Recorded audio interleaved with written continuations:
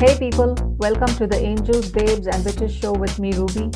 My guest today is Tania. Tania is originally from Australia and now lives in Finland. She is an artist and a mystic, though this definitely does not define her. I personally love Tania's style of art, which is called illumination. Her website is mentioned in the episode write up if our listeners would like to take a look. Tania, welcome to my show. Thanks, Ruby. Thanks for having me on. What does spirituality mean to you? To me, it means exploring yourself at a much deeper level. And through that exploration, it leads you onto much greater things. There's actually a wonderful old quote from ancient times that says, "Know thyself, and you shall know the universe and God." So for me, spirituality means connecting to yourself at a deeper level. And by doing that, it opens up aspects of yourself that you were just not aware of before. And then that leads on to a connection and an understanding of the divine itself. Wow, that's such a beautiful way to define or to say what spirituality means. It's um, Mm. it's really very beautiful. So, did you feel this connection when you were a child? For all of my life, even when I was a very small child, I was very aware of a connection to the divine. I was brought up in a Christian family, so I had always attended church ever since I was very small. And I really loved going to church when I was very little. And before I could even read, I used to stand up on the church pews and sing the hymns because I knew the words before I even learned to read. I'd heard them all my life, and I used to stand up there and belt out these songs and love them. But I also used to love listening to the message of the sermon, and I also really loved my own times before I would go to bed. Even as a small child, I remember I would talk to God and pray to God. And did this continue even after childhood? As a young adult, were you spiritual and did you have this connection to the divine? So as a teenager, I got more involved with my church because I had this burning desire to understand how everything worked, how the world worked, how did God fit into the world. And so I got very involved in Bible studies. I ran youth groups. I got involved in everything that the church offered. But the older I got, the less satisfied I became with the teachings. And I started to ask more and more deeper questions and got told really pat answers like, "Oh, just have faith," or "Nobody understands those things." And I thought, or I even got told, "Don't think those things, don't ask those questions." And to me, that felt so wrong because I felt God had given me not only a mind that asked and wanted to understand these things, but this burning desire that was a very deep part of me to have a deeper and stronger connection with the divine. And everywhere I looked within the church, I felt like I'd reached the ceiling. There was nowhere else to go. And the only thing I could have done further was perhaps go on to study to be a minister of the church. But I knew that that was definitely not what I wanted to do. So by the time I was maybe 18 or 19, I was listening to the sermons being preached from the pulpit going, "Wow, there's no substance to that, really. Is that is that all you've got for me?" I really wanted something Yeah. to get my teeth into. And it wasn't ego, but I do remember thinking I could preach a better sermon than that. I could create something that was much more interesting and challenging and gave people something to think about than what was being taught in that pulpit. So I left the church that I'd grown up in, and I tried a few other churches, different. I grew up in a Presbyterian church. I tried an Anglican church. I tried some really unusual churches, but it was the same wherever I went. There was just, my needs were not being met. My spiritual needs were not being met. And so I left the church completely and was racked with guilt because I had lived in that environment all my life. And it was leaving the safety of that belief system, but also that community, and going out into the world. And I was scared as hell, but I knew that I had to move forward and leave that comfort zone and go out and find something more. That must have been a difficult period for you, I would think. It was, and in many ways, that was when I had the least connection with the divine, because I'd left the church and I didn't know what else was out there. But Mm. I had this deep feeling that I knew I would come back in a different way, and that I just needed a few years to just go and explore the world and not focus so much on the spirituality. So I started to just do different social things. I saw my eyes were opened to a lot more things. I'd grown up in a very, very sheltered family, very kind, loving family, but very sheltered. And I was very naive and really had no idea about how the real world worked. So during that period, I started to meet a lot more people, to experience other people's belief systems. And at first, that was hard for me because Yeah. Christianity is quite judgmental of other people's belief systems, and they really believe that they, they own God and that they have all the answers to everything. And they're very judgmental of other religions and other Yeah. people's belief systems. And so at first I had to deal with that because I developed my own sense of judgment based on what I'd grown up with. And I started to realize that that wasn't a very good way of viewing the world. So I had to let go of a lot of that Christian judgment and just open my eyes to what other people were doing and other people were believing. And that's when I started to be a lot more open hearted and a lot more accepting of other people's beliefs.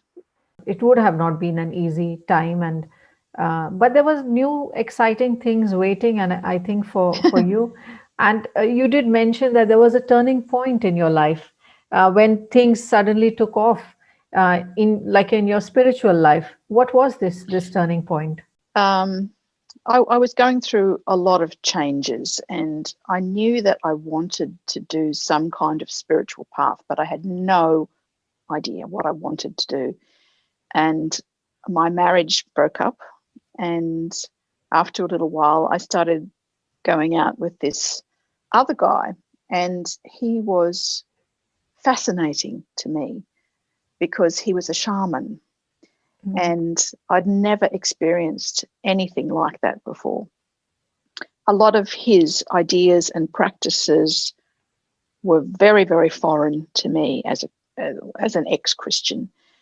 I was fascinated with what he did and with how he interacted with the world. And in many ways, he was the catalyst that broke through that old Christian conditioning and helped me to really see firsthand a completely different way of doing things.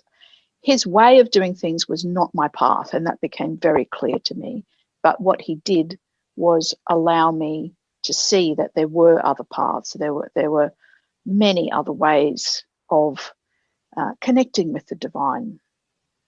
And so I started doing things like exploring more ideas, and I actually found a New Age bookshop, and I went in there and I bought this incredible book called Manly P. Hall's Secret Teachings of All Ages, which was this massive, huge book that was just filled with so much information, so many belief systems, amazing illustrations and diagrams, esoteric stuff, occult stuff, all sorts of things. And I was just like, wow, this is incredible. And I was um, reading through that, and I came across this chapter on the Rosicrucian order. And when I saw that chapter, it was like this light bulb went off in my head, and this sense of deep familiarity. And I was like, I know that. I know what that's all about. And I understand that. And so I read that chapter, and then I went out and bought another book on Rosicrucian stuff, and I just started to read that, and it was a book that connected tarot and Rosicrucian teachings, and for me that was really the beginning of how I got started.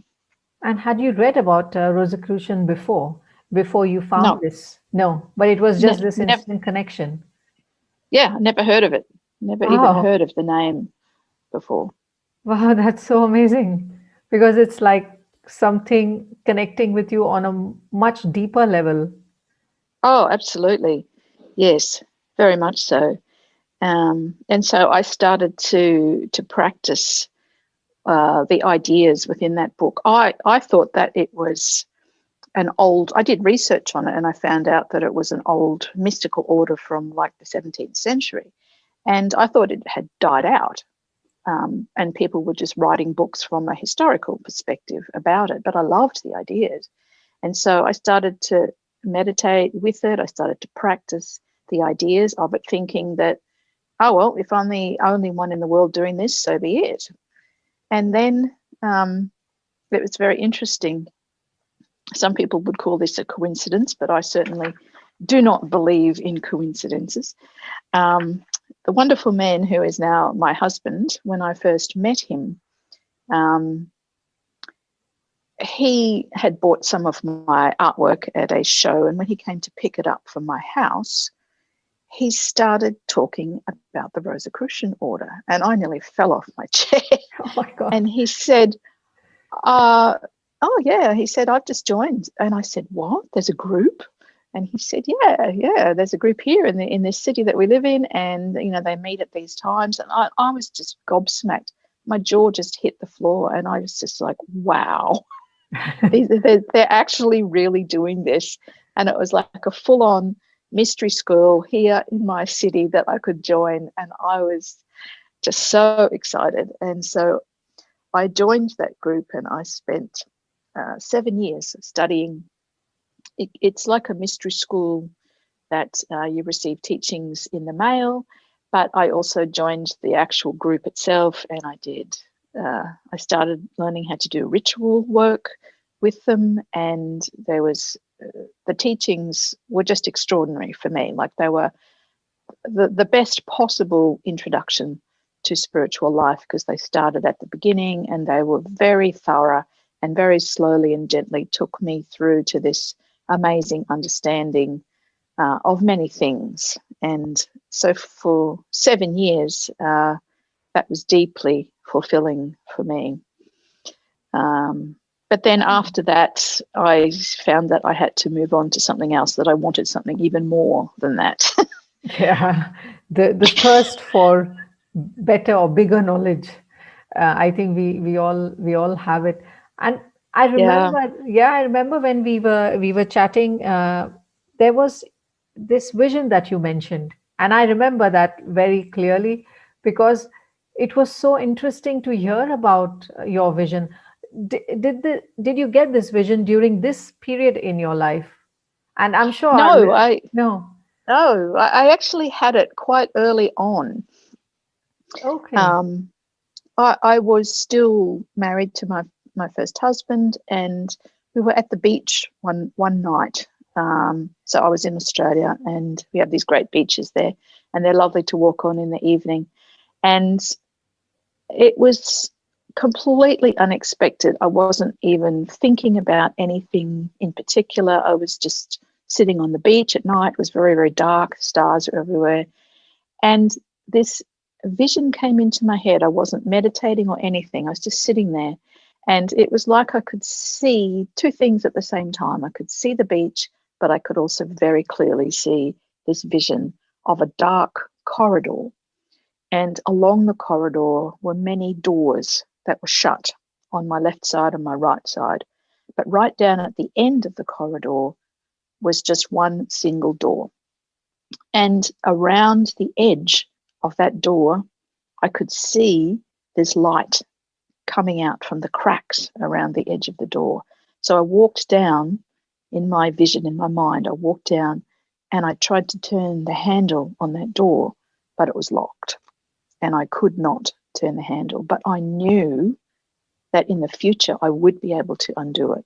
And I knew that behind that door lay something so extraordinary, something so amazing. And there were many times during or later on over the next few years that I had like a repeat of that vision, like it was showing it to me again. And I kept trying to unlock that door and I could not do it. And then a few years later, when I was actually in that relationship with the shaman, Yeah. I woke up in the middle of the night and I sat bolt upright in bed and I was very awake. And I had that vision again and I reached for the handle and I could turn it. And I Oh, undid the door. And there was this man there who looked at me, really scrutinized me, and he said, "You're not supposed to be here yet, but oh my God. I'm going to let you through." And so I went through and I went into this space that was it's very difficult to describe, but it was so, so beautiful. And there were these thousands of tiny little beings. They looked to me like little butterflies. They were little white flying things, but I knew that they were incredibly intelligent, very sentient.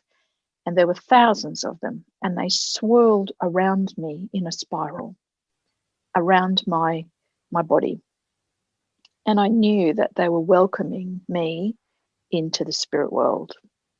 Wow. And there was actually another being that came to me that was very powerful and wanted to take me away and show me other things. But I said no because I didn't feel comfortable at that stage. It was like, oh, I've had enough for the moment. I have never experienced anything like this, but I am not, I think, very spiritual in nature yet. So I But can we're only all listen. spiritual. Yes, I think We're all spiritual. maybe I have not realized it yet. And but when I hear you talking about it, I can picture it, and it's something so amazing in my mind. And Mm-hmm. yeah, it's just something very, very different, like for me. And Mm-hmm. this you do this kind of art which is illumination, and it's also got this sense of like something coming out of old scriptures. I love it a lot. And do Mm-hmm. these visions have something to do with the kind of art that you do? When all of these spiritual experiences started happening for me, it was very clear to me that I had to use my art to document what was happening for me so that it could help other people on their path through life.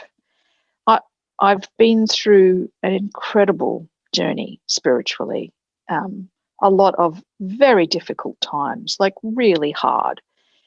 And the spirituality has helped me enormously to understand what was going on and to help me move through that. And it's through those periods of great difficulty and trial that we're given the most amazing opportunity to learn and grow. And so many of those illuminations, as I was going through those difficult times, I would, in my meditation, get told very clearly, you need to do an illumination on this particular idea or this topic. And this is what you need to say. And the words would come to me very clearly. And as soon as I finished my meditation, I'd quickly go and write them down. And sometimes there was symbols that went with that, like visual symbols. But the message was very clear that that was what I had to record and write down.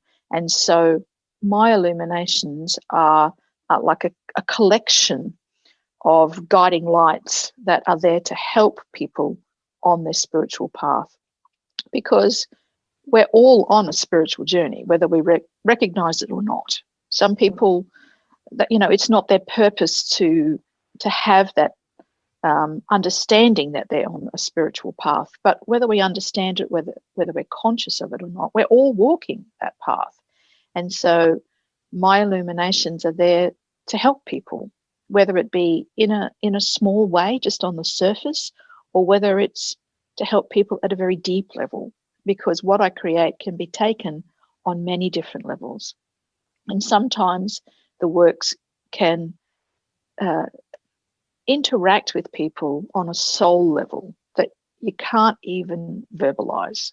But I've had people that have just stood in front of some of my works at an exhibition and just cried, just sobbed, and they can't explain why.